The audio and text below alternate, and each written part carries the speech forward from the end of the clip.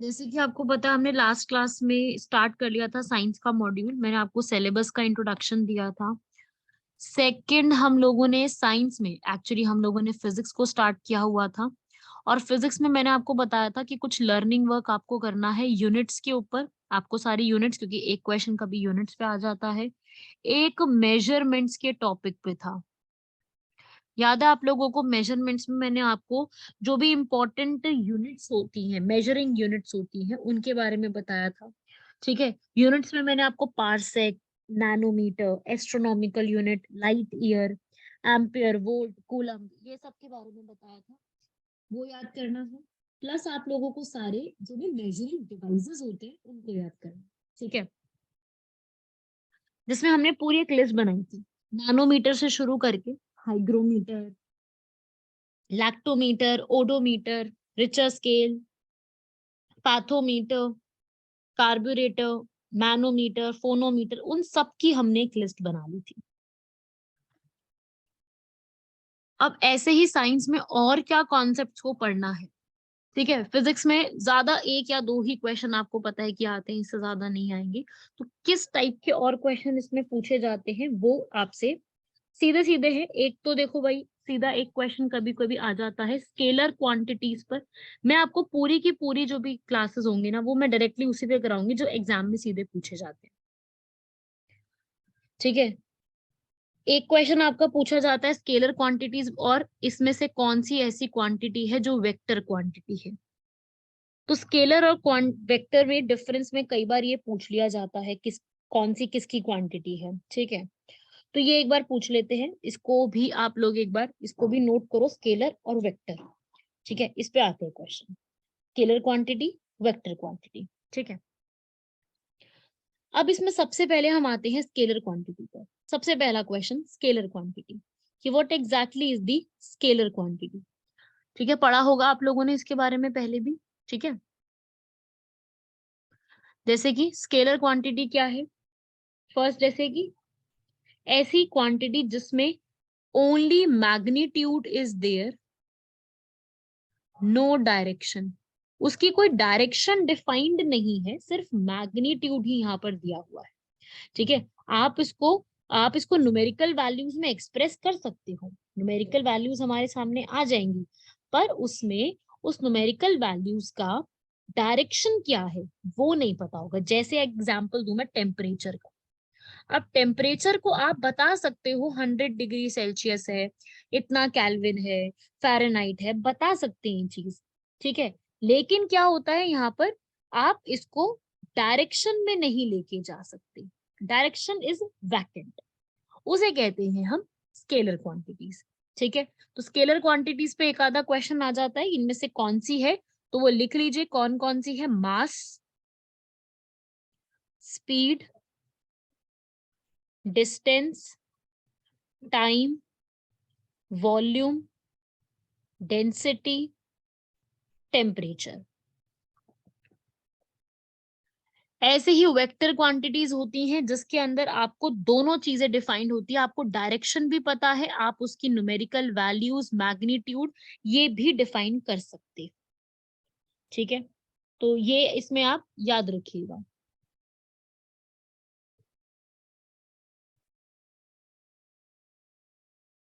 ठीक है भाई, जैसे कि एग्जाम्पल इसके भी लिख लो, फोर्स, मोमेंटम, एक्सेलरेशन,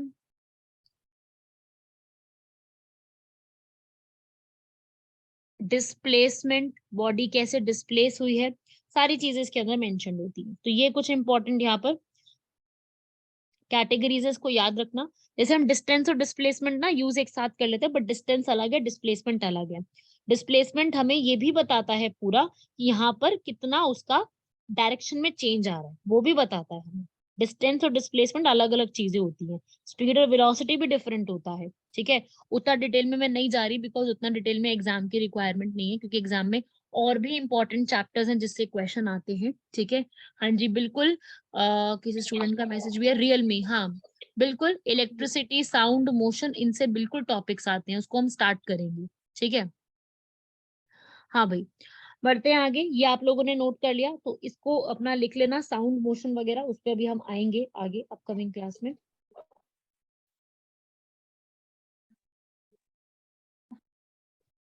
ठीक है भाई, ये मास मोशन वगैरह जो है ना ये लिख लो, ये क्वांटिटीज पे क्वेश्चन आ जाते हैं।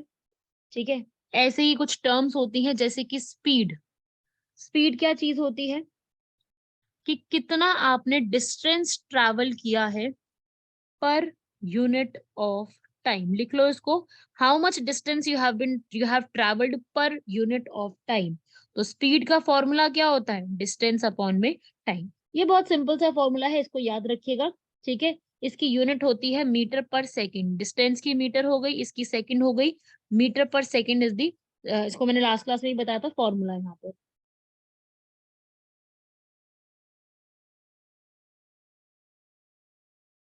ठीक है भाई, ऐसे ही एक स्पीड होती है और एक होती है वेलोसिटी। दोनों में डिफरेंस क्या है, स्पीड है स्केलर क्वांटिटी।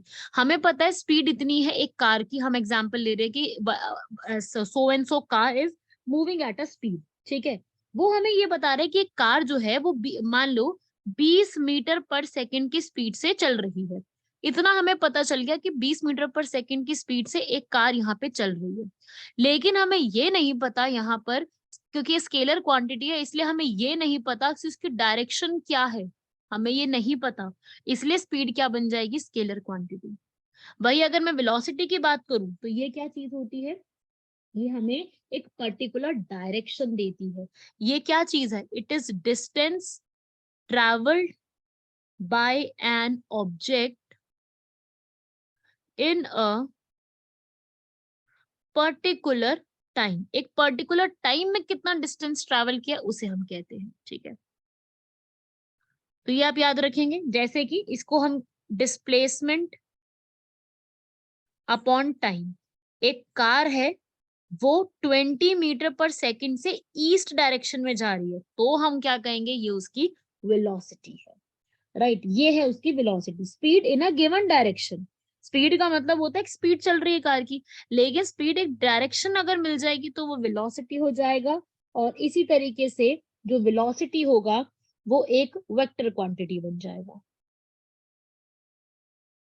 ठीक है भाई, एक तो ये दो टर्म्स है, इसको याद रखिएगा, इससे भी पूछा जा सकता है। ठीक है, एक इससे क्वेश्चन आ जाता है, कई बार इन टर्म्स वगैरह से पूछ लेते हैं। ओके, उमेर कह रहे हैं मैम लिंक एक दिन एक ग्रुप में, एक दिन दूसरे ग्रुप में, समझ नहीं आ रहा, एक ही ग्रुप में लिंक सेंड करो। ये तो मुझे नहीं पता, सर सेंड कर रहे हैं, मैं एक ही ग्रुप में सेंड कर रही हूँ, दैट इज दी। एक मैंने एक ग्रुप में किया, बाकी आगे सर ने 2-3 ग्रुप्स में सेंड करा है।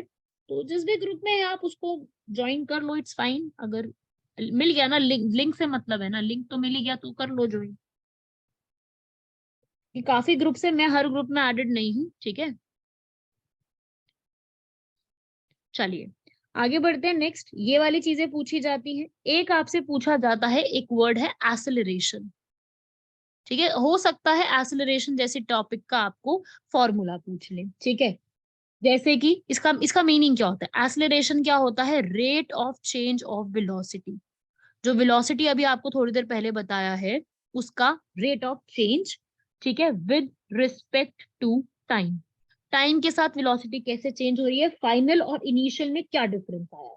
ठीक है, तो बेसिकली एसिलरेशन का फॉर्मूला क्या हो गया, rate of change of velocity upon में टाइम।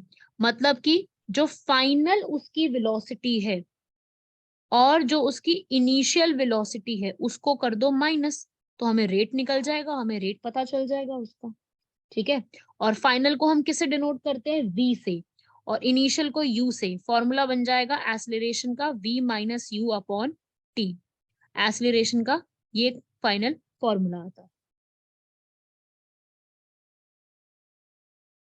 ठीक है, v minus u upon T, एक ये फॉर्मूला हो सकता है आपसे पूछ ले। ठीक है, प्रीवियस ईयर आप लोगों ने सबने देखे ही हैं, सॉल्व किए होंगे। प्रीवियस ईयर के अकॉर्डिंग अगर हम पूरा जाएं तो हमें क्वेश्चन इसी टाइप के पूछे जाते हैं। बहुत डीप क्वेश्चन नहीं आते हैं फिजिक्स से, और बहुत इजी भी नहीं आते। अगर आप इसी टाइप के, जैसे मैं क्लास में बता रही हूँ उस टाइप के अगर आप कवर अप कर लोगे तो आराम से आपका हो जाएंगे क्वेश्चन सीधा सीधा, क्योंकि साइंस में सीधे डायरेक्टली कभी कभी क्वेश्चन आ जाते हैं, बिल्कुल स्ट्रेट फॉरवर्ड क्वेश्चन पूछ लेते हैं। ठीक है, इसको नोट कर लो फटाफट से।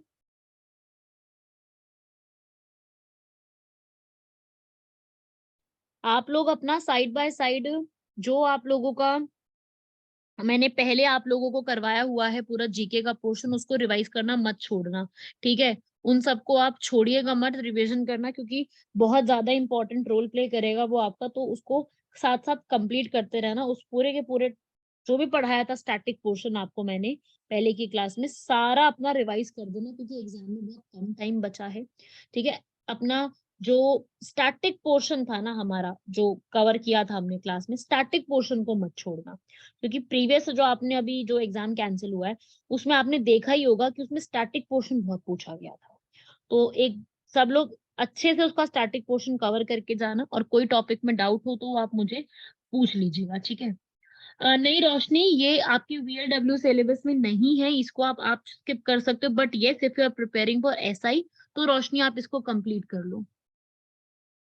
ठीक है, आतिफ एनवायरनमेंट को उतना फोकस मत करो, चल जाएगा, उतना नहीं पूछते उसमें। ठीक है, एनवायरनमेंट के जो बेसिक बेसिक जो मैंने आपको बताए हैं ना क्लास में, सिर्फ उतना कवर कर लो। ठीक है, उतना डिटेल में मत जाओ एनवायरनमेंट में। मुश्किल से एक या दो क्वेश्चन आएगा। हाँ, हो सकता है आप थोड़ा सा इंक्रीज कर दे एनवायरनमेंट का, क्योंकि आप लोग जानते हैं कि क्लाइमेट चेंज काफी ज्यादा न्यूज में है। सबको पता है ना ये चीज, कि क्लाइमेट चेंज अभी कितना न्यूज में चल रहा है। तो may be there is a chance कि क्लाइमेट चेंज के ऊपर क्वेश्चन आए, और हो सकता है कि आप लोगों का जो है जो ये कार्बन वगैरह के एमिशंस हैं, इन पे कोई ना कोई क्वेश्चन पूछ ले, क्योंकि इंडिया में ये चीज काफी ज्यादा चल रही है। हाँ जी, बिल्कुल उमेर, ये SI और FAA दोनों के लिए टॉपिक्स है। SI FA VLW में उतना नहीं पूछते ये वाला, SI और FAA में दोनों के लिए इंपॉर्टेंट। ठीक है, तो ये दोनों के लिए इंपॉर्टेंट टॉपिक है। ठीक है, क्लाइमेट नहीं, क्लाइमेट चेंज का जो टॉपिक है ना वो पूछा है। ठीक है, क्लाइमेट नहीं, क्लाइमेट चेंज वाला टॉपिक इंपॉर्टेंट है ज्यादा। वो आप छोड़ सकते हो क्लाइमेट, पर क्लाइमेट चेंज वाला जो टॉपिक है ना वो इंपॉर्टेंट है। मैं आपको बता दूंगी आपको क्या क्या इंपॉर्टेंट चीजें कवर कर लेनी है, वो इंपॉर्टेंट चीजों पे फोकस कर लेना। हिस्ट्री वगैरह में और ज्योग्राफी में उसको उसी को फोकस करो, उतने में भी हो जाता है, उतना नहीं आपको मेहनत उतनी करनी पड़ेगी। ठीक है, हाँ हाँ, ज्योग्राफी का था, बिल्कुल मैं आपकी बात समझ रही हूँ फैजल।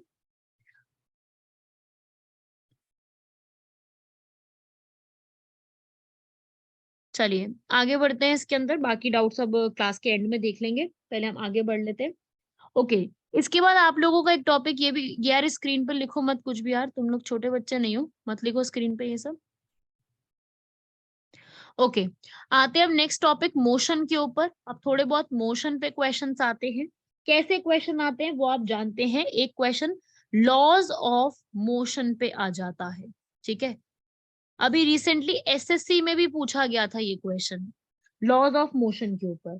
सो लॉज ऑफ मोशन में डायरेक्टली या तो लॉज ऑफ मोशन पूछ लेगा, या फिर उसके ऊपर थोड़े से मैं भी बता रही हूँ किस टाइप के क्वेश्चन पूछ लिए जाते हैं।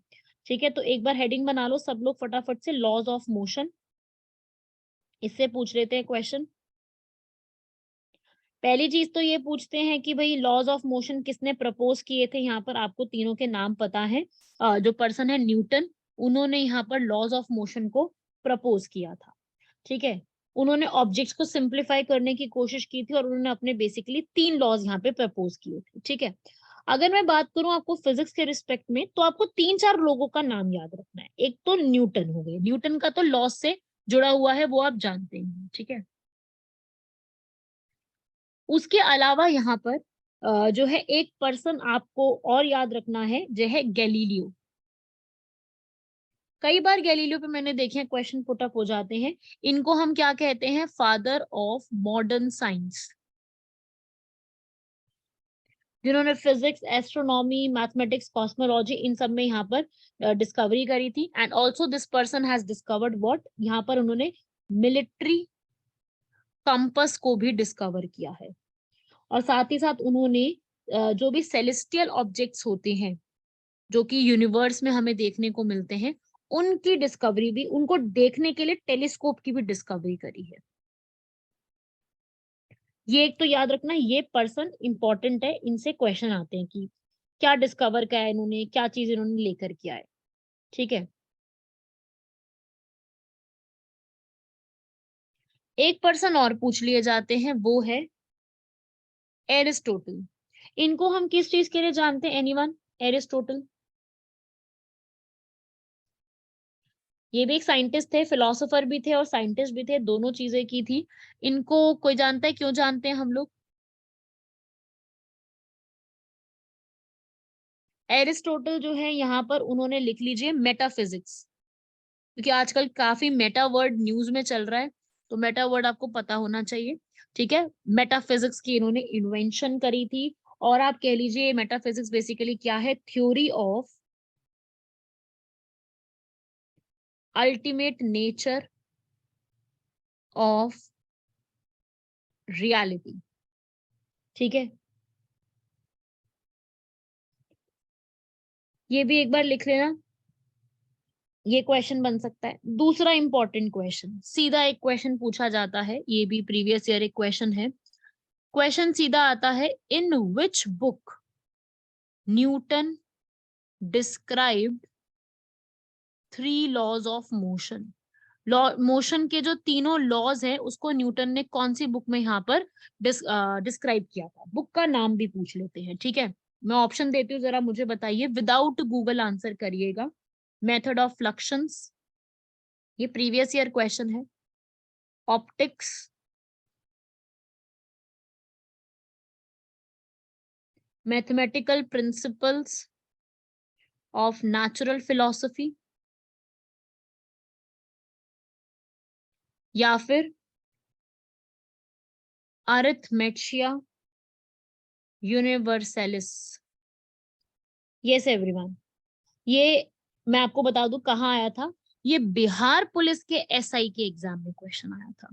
ठीक है, ये बिहार पुलिस की एसआई का एग्जाम का इस बार का क्वेश्चन है।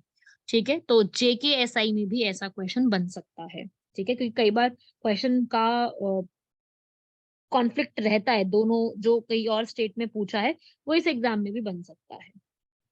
ओके, यस, आप लोगों ने करेक्ट आंसर बताया है ऑलमोस्ट, ने हाँ सबने ही ठीक बताया है। Correct answer is C, right it down. Mathematical principle of natural philosophy book में उन्होंने इस चीज को एक्सप्लेन किया है। ईयर भी लिख लो, वन लाइनर क्वेश्चन में ईयर भी इंपॉर्टेंट है, 1687 में। इसमें इन्होंने पूरा जो फोर्स, मोशन, एक्सेलरेशन, इन सब की चीजों को एक्सप्लेन किया है।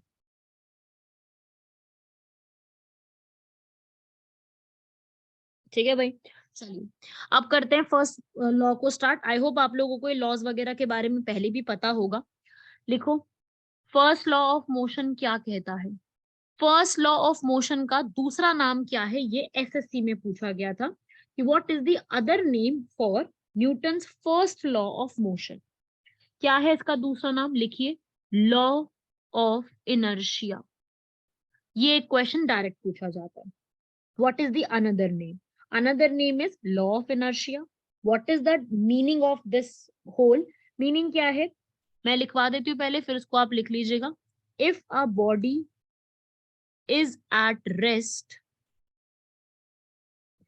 will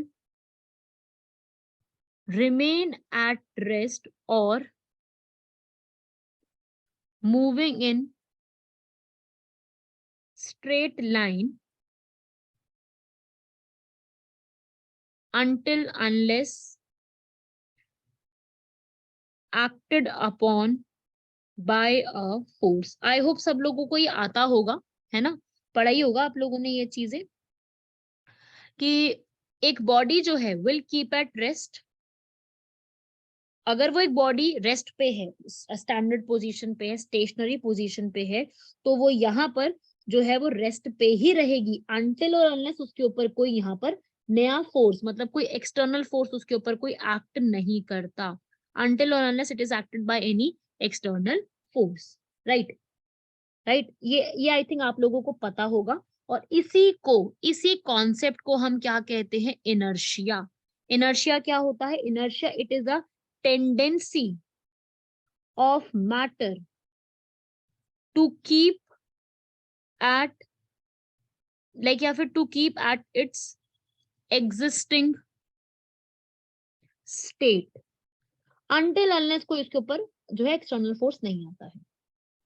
ठीक है, तो वही है कि ऑब्जेक्ट जो है वो अपने आप को उसी स्टेज पे रखेगा अनटिल अनलेस उसके ऊपर कोई नया फोर्स एग्जिस्ट नहीं करता है।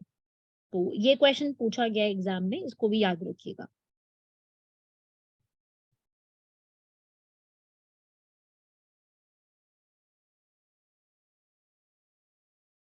ठीक है भाई, इसका कोई एग्जाम्पल देखेंगे, हमारे सामने इसका एग्जाम्पल है।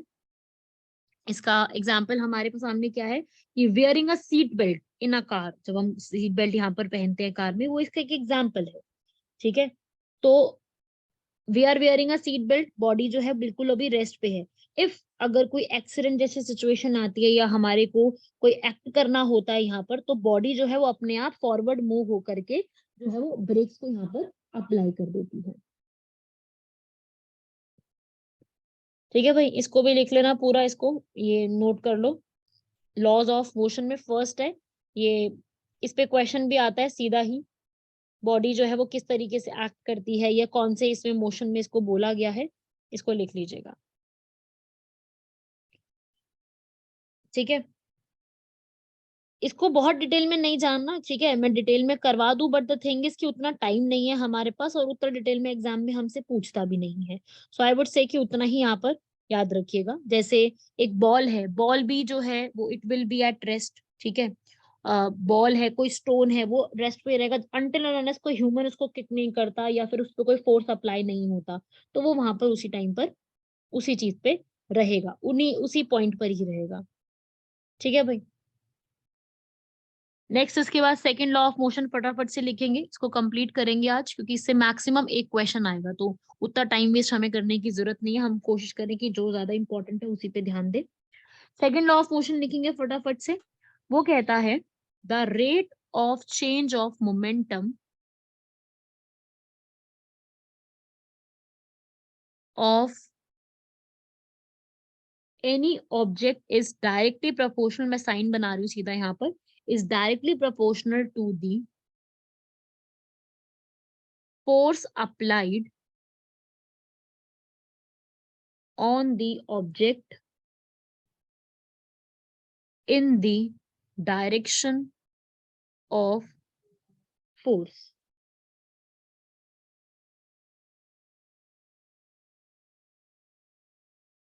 लिख लीजिए इसको पहले तो।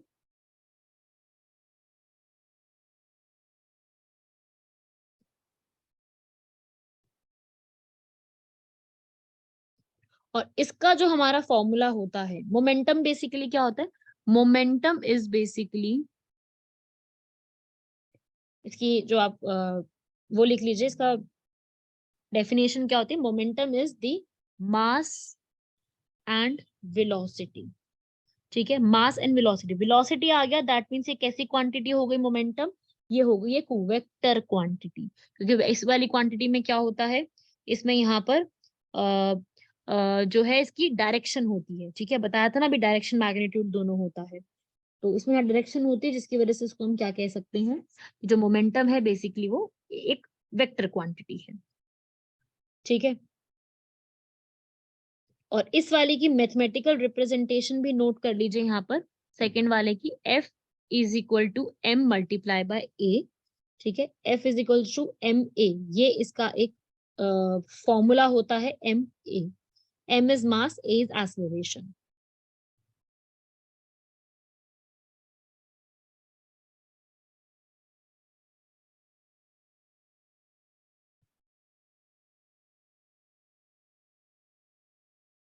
लिख लीजिए यहाँ तक इसको। ठीक है, मतलब कि जितना मोमेंटम है उसका, उसकी वेलोसिटी कितनी जाएगी, किस डायरेक्शन में उसकी स्पीड बढ़ेगी, उसका मास कितना है, वो किस पे डिपेंड करता है, जितना हम उसके ऊपर फोर्स अप्लाई करेंगे, जिस डायरेक्शन में हम लोग फोर्स अप्लाई करेंगे उसका जो मोमेंटम चेंज हो रहा है वो उसी पे डिपेंड करता है। तो फोर्स इज इक्वल्स टू क्या, मास और एक्सेलरेशन। इसके बाद लिखेंगे थर्ड लॉ ऑफ मोशन, जो कि सबसे ज्यादा सिंपल है और आप अपनी डेली लैंग्वेज में भी इसको बिल्कुल बोलते होंगे, to every action there is a equal and opposite reaction. Every action there is a equal and opposite reaction. इसको लिख लेना, मे बी इन तीनों में से किसी एक पे क्वेश्चन आ जाए, ठीक है। एक्शन रिएक्शन वाला लॉ भी कहते हैं इसको।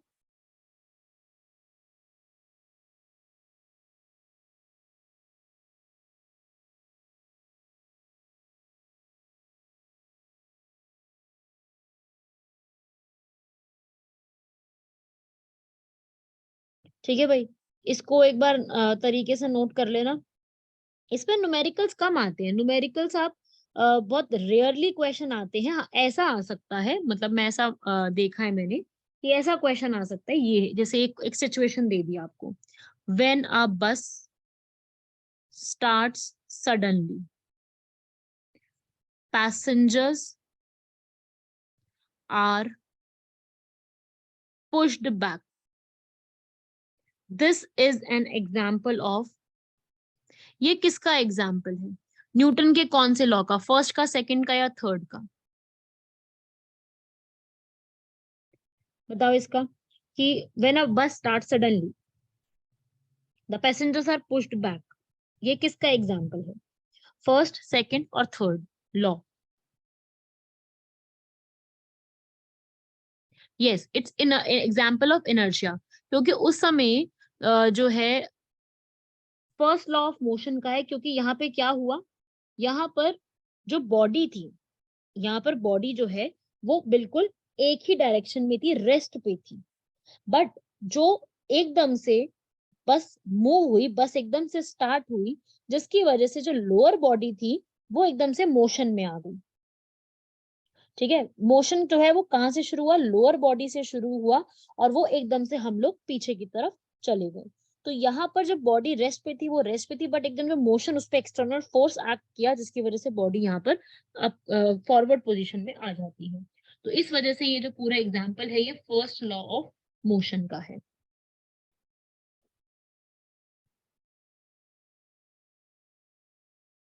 लिख लेना इसको, इस टाइप का क्वेश्चन बन सकता है एग्जाम में।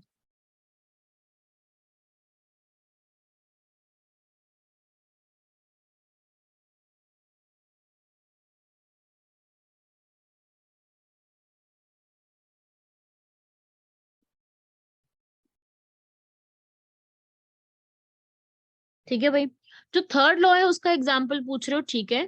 थर्ड लॉ का एग्जाम्पल होगा when a person is walking on the ground. ठीक है, तो वो है थर्ड लॉ का एग्जाम्पल।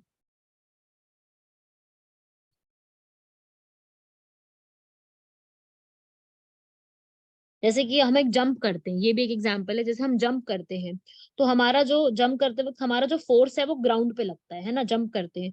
तो यहाँ पर जो ग्राउंड है वो भी आपको इक्वल और ऑपोजिट रिएक्शन देता है, और आपको एयर में ऊपर आने के लिए मदद करता है। तो ये न्यूटन का थर्ड लॉ का एग्जाम्पल होगा।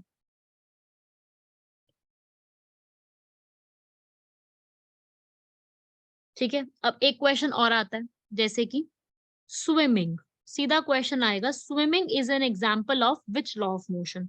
जब हम स्विम करते हैं तो उसमें कौन सा हमारा, हम जब जब आप लोगों में से किसी ने स्विमिंग करा है तो, या देखा है, उसको पता होगा, जब हम स्विम करते हैं तो हम वाटर को बैकवर्ड डाउनवर्ड या बैकवर्ड पुश करते हैं। देखा होगा आप लोगों ने ये चीज, है ना। तो ये जो है, हम उतना ज्यादा बैकवर्ड, अब जितना हम फोर्स लगाएंगे उतना ही हम बैकवर्ड पुश करते जाएंगे।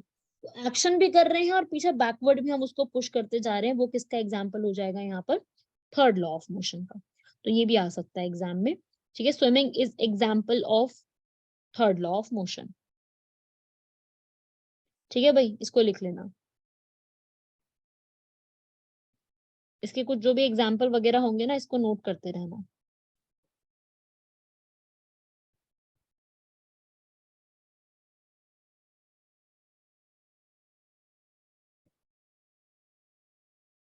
चलिए आगे बढ़ते हैं इसमें।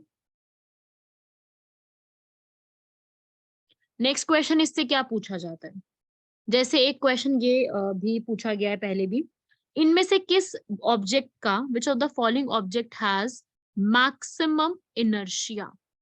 इनर्शिया किसका ज्यादा है, ठीक है। इनर्शिया आप पता है ना कि जितना फोर्स लगाओगे उतना ही, इनर्शिया रेस्ट पे है या इनर्शिया मोशन में है, जितना आप फोर्स लगाओगे वो इनर्शिया वाली चीज हो गई।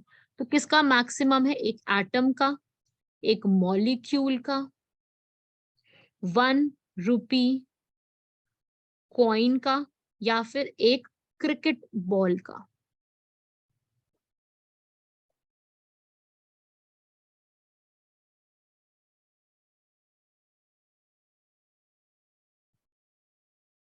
देखो भाई, इनर्शिया आपको बताया मास के हिसाब से आपको देखना है। यस गाशु मीर आकिब करेक्ट, सब आंसर करेक्ट है आप लोगों के। जिसका ज्यादा मास उसका ज्यादा इनर्शिया, याद कर लो। हाइयर या फिर more the mass greater the amount of mass, greater उसको पुश करने के लिए उसको फोर्स लगाना ज्यादा पड़ेगा, ठीक है।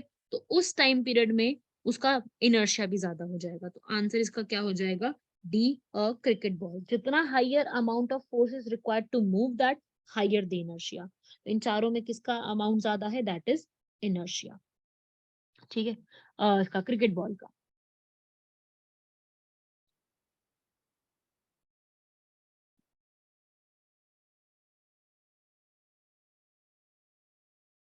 ठीक है भाई, ये लिख लेना इसको। न्यूमेरिकल कह रहे हो, ठीक है, मैं एक न्यूमेरिकल आपको यहाँ पे बताती हूँ, बहुत इजी सा न्यूमेरिकल है, इसको सॉल्व करो।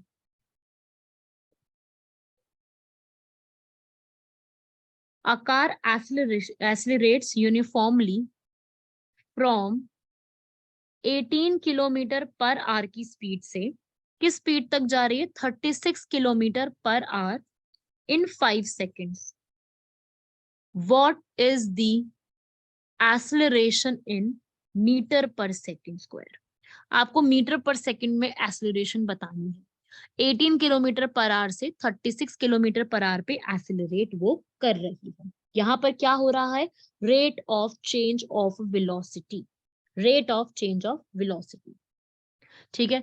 आपको क्या करना है, आपको मीटर पर सेकंड में आंसर निकालना है। तो आप पहले क्या करो, आप जो है वो किलोमीटर पर आवर को पहले तो मीटर पर सेकंड में चेंज करो, ठीक है। दोनों की चीजों को आप पहले तो चेंज कर दो, ठीक है।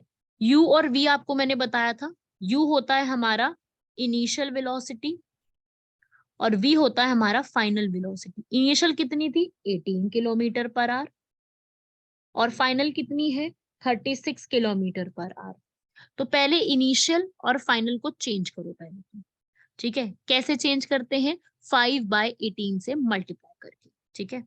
18 इंटू 5/18 से आप करोगे तो आपका मीटर पर सेकंड में वो चीज चेंज हो जाती है। तो ये कट हो गया, क्या बच गया, 5 मीटर पर सेकंड, ठीक है। यू आ गया आपके पास 5। अब 36 को चेंज करो, 36 इंटू 5/18 मतलब कितना हो गया यहाँ पर, 10 मीटर पर सेकंड। हमारे पास u आ गया 5 मीटर पर सेकंड, हमारे पास v आ गया 10 मीटर पर सेकंड, और टाइम हमें कितना दे रखा है, 5 सेकंड। हमारे पास तीनों टर्म्स आ चुकी हैं। अब हमें एक्सीलरेशन फाइंड आउट करना है, and the formula for acceleration is, बताया भी था मैंने पहले, a is equals to v minus u upon t. v कितना था 10, u कितना था 5, और t भी 5। ये क्लियर हुआ सबको, 1 मीटर पर सेकेंड, ठीक है भाई। ये हो गया आंसर, 1 मीटर पर सेकेंड। ये भी प्रीवियस ईयर एसएससी में पूछा गया क्वेश्चन है। मैंने इजी क्वेश्चन दिया है अभी, और अभी हम थोड़े लेवल डिफिकल्ट पे भी आएंगे। न्यूमेरिकल ऐसे पूछे जाते हैं लॉज ऑफ मोशन पे। ये सेकंड लॉ ऑफ मोशन का यहाँ पर इस्तेमाल किया, और इस तरीके से आप याद रखेंगे इसका।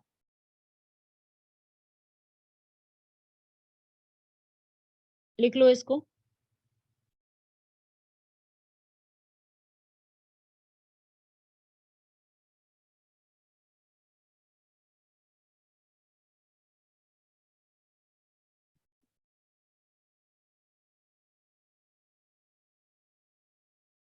ठीक है भाई, इसको नोट वोट कर लेना अपने हिसाब से, ये पूछ लिए जाते हैं इस टाइप के। बाकी इसमें और भी चीजें लिखेंगे, ठीक है भाई। एक तो ये मोशंस वाला इस तरीके से कंप्लीट करना। इसी में आपका एक और टॉपिक आता है, वर्क और एनर्जी। पहले मैं एक बार वर्क, एनर्जी, काइनेटिक और थोड़ा सा एनर्जी के बारे में बता दूं, फिर उस पर न्यूमेरिकल्स पे भी आते हैं। एक बार पहले वर्क, पावर, एनर्जी, इन सब की डेफिनेशंस लिख लो। वर्क, सबसे पहले वर्क क्या चीज होती है? वर्क यहाँ पे किस में हम मानते हैं? Force into displacement. वर्क क्या होता है? फोर्स इनटू डिस्प्लेसमेंट, जिसकी क्वांटिटी होती है जूल, एसआई यूनिट होती है इसकी जूल। बेसिकली ये क्या चीज होती है? If there is a displacement of the body, body अगर डिस्प्लेस करती है वन प्लेस से दूसरे प्लेस पर, जब उस पर फोर्स एक्ट किया जाता है, उसे कहते हैं वर्क। जिसकी आपके सामने इसकी प्रोडक्ट, इसको हम इस तरीके से, ठीक है, कहते हैं फोर्स इनटू डिस्प्लेसमेंट। जब आप डिस्प्लेस भी करते हो और उसमें फोर्स एक्ट करा जाता है, उसे हम कहते हैं वर्क। और इसी में आप अगर मैं कह दूं पावर क्या होती है? Rate of doing work. Rate of doing work, एक मशीन कितना रेट से काम कर रही है उसे हम कहते हैं पावर। मतलब कि work upon time is the power, जिसकी जो यूनिट होती है वो होती है वॉट। इसकी ऐसा यूनिट इज वॉट। और एक और यूनिट होती है इसकी हॉर्स पावर। एक हॉर्स पावर में कितने वॉट होते हैं? इसे हम कहते हैं 746 वॉट। एक हॉर्स पावर में 746 वॉट होते हैं। ये एग्जाम में आ सकता है।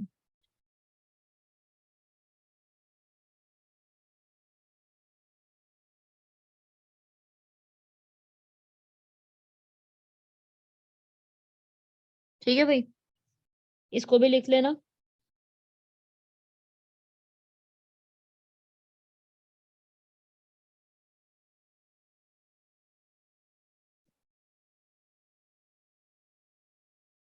अब एनर्जी पे आते हैं। एनर्जी का concept, energy is capacity for doing work. एक काम को करने की कैपेसिटी, जो हम बहुत नॉर्मली एनर्जी वर्ड यूज कर लेते हैं, it is the capacity for doing work. जिसमें हम कोई भी काम करते हैं तो हमें जो है उसके अंदर काफी सारे टाइप की एनर्जी होती है। Mechanical energy, sound energy, light energy, heat energy. जिसमें से आपको पढ़नी है एक मैकेनिकल एनर्जी। मैकेनिकल एनर्जी, एक काम को करने के लिए जो आपका जो है मोशन लगता है, पोजीशन लगती है, उसे हम कहते हैं मैकेनिकल एनर्जी। जिसमें दो टाइप की एनर्जी आती है, kinetic and potential.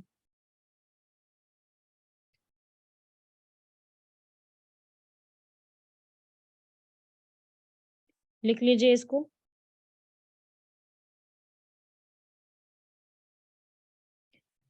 Kinetic and potential energy जो है, इसमें क्या चीजें होती हैं, इनमें डिफरेंस हो सकता है पूछ लें, इस टाइप का भी क्वेश्चन आ सकता है।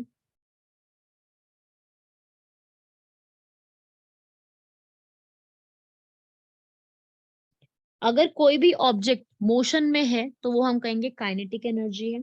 ठीक है, इसका एग्जाम्पल के साथ मैं बताती हूँ अभी। काम यहाँ पर कुछ भी किया जा रहा है, अगर वो बॉडी यहाँ पर रेस्ट पे है, ठीक है, अगर वो बॉडी रेस्ट पे है, उसकी पोजीशन जो है वो रेस्ट पे है। अगर कोई बॉडी मोशन में है तो उसको हम कहेंगे काइनेटिक एनर्जी। अगर कोई बॉडी रेस्ट पे है तो उसको हम कहेंगे पोटेंशियल एनर्जी। ठीक है, तो यही दो एग्जाम्पल्स हैं इसके अंदर। मोशन में है तो काइनेटिक, और पोटेंशियल मतलब कि वो एक अपनी स्टेट, जो उसकी पोजीशन है वो। ठीक है, जैसे एक एग्जाम्पल लेते हैं, काइनेटिक एनर्जी का एग्जाम्पल दूं मैं यहाँ पर, फ्लोइंग वाटर। एक वाटर जो फ्लो कर रहा है, वो काइनेटिक एनर्जी का एग्जाम्पल है। अगर वही मैं बात करूं पोटेंशियल एनर्जी की, तो इसका एग्जाम्पल क्या हो जाएगा? Water present at the top of a hill. वो इसकी पोजीशन की वजह से इसका वो एग्जाम्पल हो जाएगा। तो उसे हम क्या कहते हैं? Potential energy. तो ये है दोनों में डिफरेंस, पोटेंशियल और काइनेटिक एनर्जी में। और इससे क्या क्वेश्चन आ सकता है? और इससे डायरेक्टली या तो डिफरेंस पे क्वेश्चन पूछ लेगा कि इसमें कोई एक एग्जाम्पल देकर के ये किसका टाइप है, ऐसा आ सकता है। ठीक है, ये पूछ सकते हैं। बाकी एक ये भी पूछा जाता है कि जो एनर्जी की फॉर्म चेंज होती है, वन फॉर्म से अनदर फॉर्म में जो चेंज होता है, वो ट्रांसफॉर्मेशन ऑफ एनर्जी के बारे में भी क्वेश्चन आ जाते हैं। ट्रांसफॉर्मेशन ऑफ एनर्जी, जैसे कि क्या क्वेश्चन आएगा? जैसे हमारी इलेक्ट्रिक मोटर होती है, क्वेश्चन ये आता है electric motor converts from which to which, कौन सी एनर्जी में कन्वर्ट होती है। तो इलेक्ट्रिक मोटर हमारी किस में कन्वर्ट होती है, पहले इलेक्ट्रिकल एनर्जी होती है, वो ट्रांसफॉर्म होती है किसके अंदर, मैकेनिकल एनर्जी में। इलेक्ट्रिक मोटर का प्रिंसिपल, ठीक है, ये क्वेश्चन बन सकता है। ठीक है, ये हो सकता है, इससे इस पे क्वेश्चन पूछ ले। अब लाउड स्पीकर है, इस पे क्वेश्चन बन सकता है। ठीक है, इसमें क्या होता है, इलेक्ट्रिसिटी सप्लाई होती है, पहले इलेक्ट्रिक एनर्जी हुई, पहले वो मोशन में आए, फिर वो किस में चेंज हुआ, साउंड एनर्जी में। ऐसा क्वेश्चन बन सकता है। ठीक है, अब वही मैं आपसे पूछूं माइक्रोफोन, तो क्या आंसर होगा। लाउड स्पीकर तो हमें सुनाई दे रहा है, तो वो साउंड में चला गया। माइक्रोफोन का क्या एग्जाम्पल, मतलब माइक्रोफोन किस में कन्वर्ट करता है।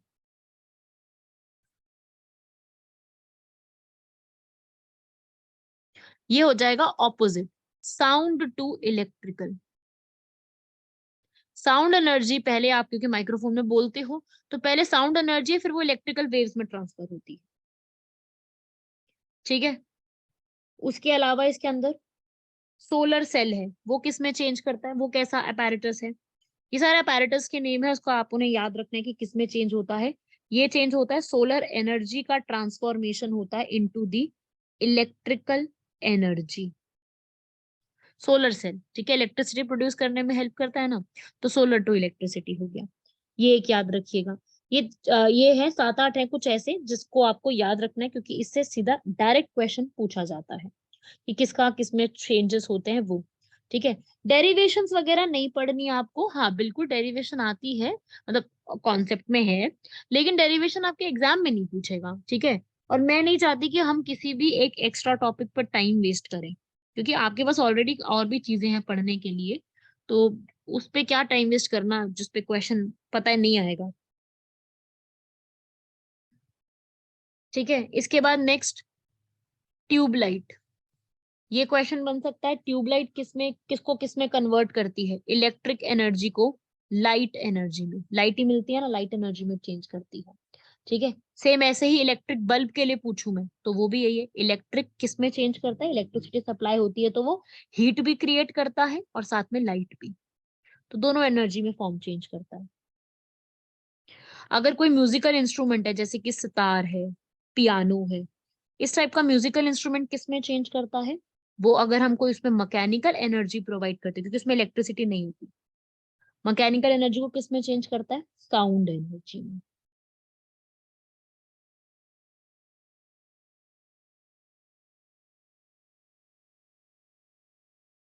ठीक है, ऐसे ही कोई इलेक्ट्रिक सेल है जो हम सेल यूज करते हैं, उसमें भी सेम होता है। सेल में क्या चीज होती है, सोलर, कोई भी सेल है अगर, तो वो भी यहाँ पर केमिकल एनर्जी को, बैटरी या सेल है तो वो भी यहाँ पर केमिकल एनर्जी को इलेक्ट्रिक एनर्जी में चेंज करता है। एक क्वेश्चन और कई बार पूछा गया जैसे कि फोटोसिंथेसिस पर, फोटोसिंथेसिस किसमें चेंज करता है, सोलर एनर्जी को केमिकल में। ये एक one of the favourite question है फोटोसिंथेसिस का, कई बार एग्जाम्स में रिपीट हुआ है डिफरेंट डिफरेंट स्टेट्स के। हाँ, जो इंस्ट्रूमेंट पावर पे चलते हैं वो फिर इलेक्ट्रिसिटी को चेंज करते हैं। ठीक है, ऑलमोस्ट की बात करूं मैं तो ऐसे है, बाकी जो आप जो भी क्वेश्चन आएगा उसके हिसाब से आप अंदाजा लगा ही लोगे ना। ये फोटोसिंथेसिस वाला एक्चुअली कई बार पूछा गया है, तो इसको नोट कर लेना।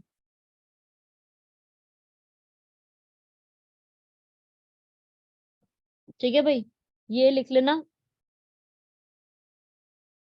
आई ऑल्सो नो कि मैं बहुत शॉर्ट में करा रही हूँ, ठीक है, बिकॉज आई जस्ट वॉन्ट की जो चीजें नहीं है रेलिवेंट उसको मैं ना करवाऊँ। ठीक है, इसलिए मैं इसको बहुत शॉर्ट में आपको कवर अप करवा रही हूँ, तो जो रेलिवेंट नहीं है उनको मैंने बिल्कुल ही स्किप कर दिया है। लिख लो इन सारे को, सब टाइप्स को।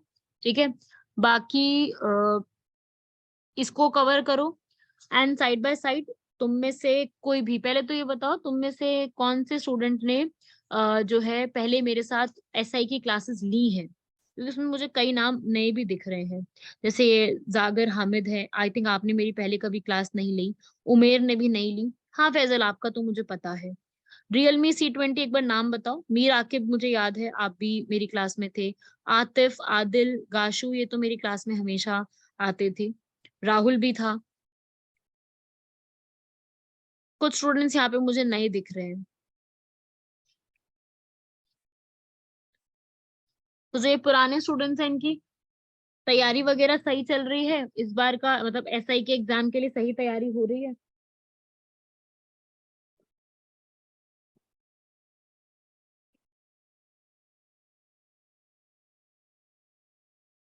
ठीक है, ठीक है, बढ़िया है। इस बार का जो ये एग्जाम है, इसको कोशिश करिएगा।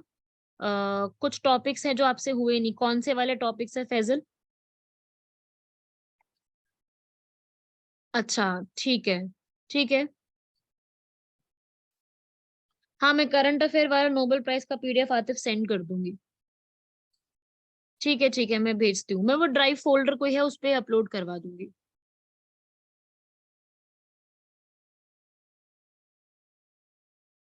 नहीं फैजल, सिटीजनशिप इम्पोर्टेंट नहीं है।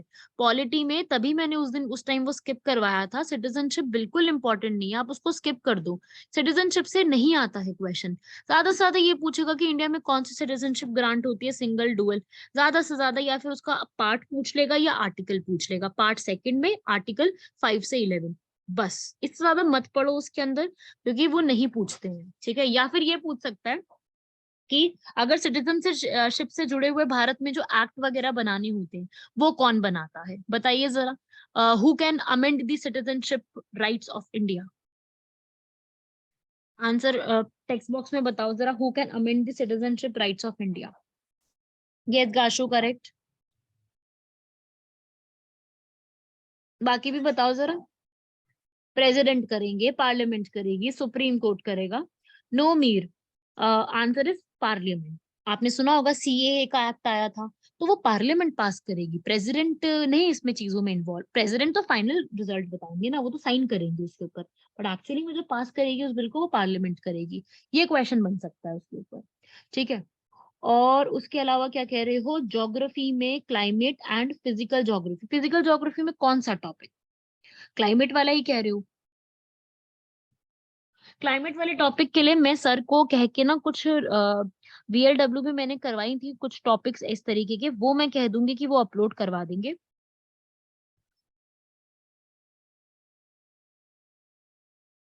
ठीक है, वो अपलोड करवा देंगे तो वो हो जाएगा, आप लोगों को ऐसा इश्यू नहीं आएगा। Okay Umer, you are my old student, thank you so much.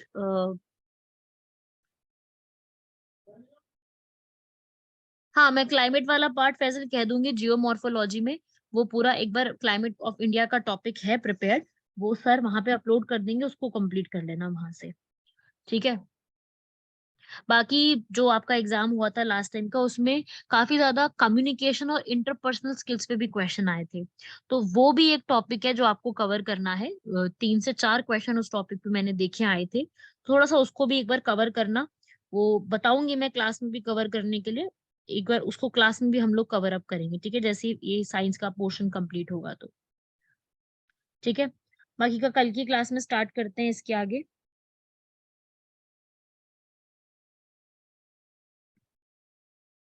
ठीक है भाई।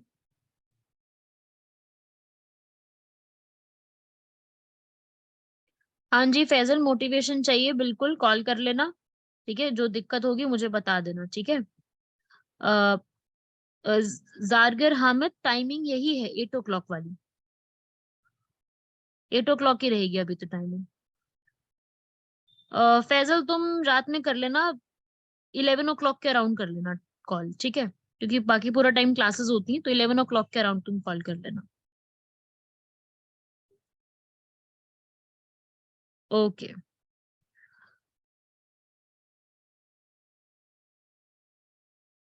वेरी गुड उमेर, वेरी गुड। देखो अच्छे से नोट्स को पढ़ो। Very good. You are confident of cracking the exam. I was nil in GK. I learned much of you. Okay. Thank you very much, उमेर। अच्छे से करो कवर, हो जाएगा एग्जाम। डेफिनेटली आई वांट कि तुम सभी एग्जाम को क्रैक करो बहुत अच्छे से। Dunes are a part of lesser और शिवालिक्स। ड्यून्स दोनों के बीच का हिस्सा होते हैं, लेसर और शिवालिक्स के बीच का जो ट्रांजिशन होता है वो उसका पार्ट है। और अगर मान लीजिए पूछ ही लेता है dunes are the part of Shivaliks, तो वैसे उसका आंसर शिवालिक्स रहेगा, अगर एग्जाम में सीधा पूछ लेता है तो। क्योंकि ड्यून्स है वो, हाँ बिल्कुल ये दोनों के बीच में आते हैं, लेकिन मान लीजिए अगर ऐसा क्वेश्चन आता है दोनों ही पूछ लेता है, तो आपका आंसर शिवालिक होगा Faizal. Dunes are a part of Shivalik range, क्योंकि दोनों के बीच में लाई करते हैं, बट पूछता ही है एग्जाम में तो शिवालिक आंसर होगा।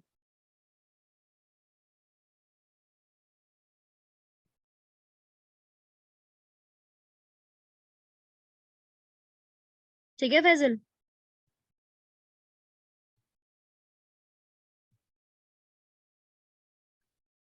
भागीरथी की ट्रिब्यूटरीज, अच्छा, भागीरथी की ट्रिब्यूटरीज ठीक है। मैं गंगा की तो करवाई थी, हाँ भागीरथी की तो मैंने नहीं करवाई थी, देख लेना उसको भी एक बार। ठीक है। कई बार ऐसा पता ना, रिवर्स इतनी सारी है, कई बार कोई एक्स्ट्रा क्वेश्चन भी आ ही जाता है, तो रिवर्स पे तो कंट्रोल नहीं है, रिवर्स पे कोई अलग सा भी क्वेश्चन पूछ ही लेते हैं वो। ठीक है।